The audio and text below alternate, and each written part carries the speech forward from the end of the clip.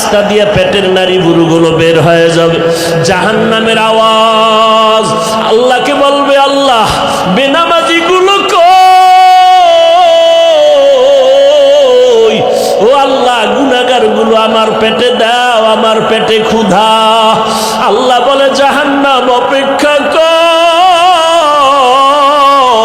আমি আল্লাহ বিচারটা শেষ করে নেই। জাহান্নাম ফিরতে চায় না।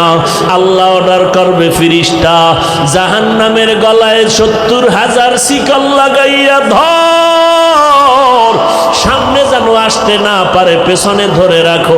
70,000 শিকল লাগাইয়া এক একটা শিকলের গোড়ায় 70,000 ফেরেশতা ধরে টানবে। জাহান্নামকে পেছনে ধরে রাখতে পারবে না।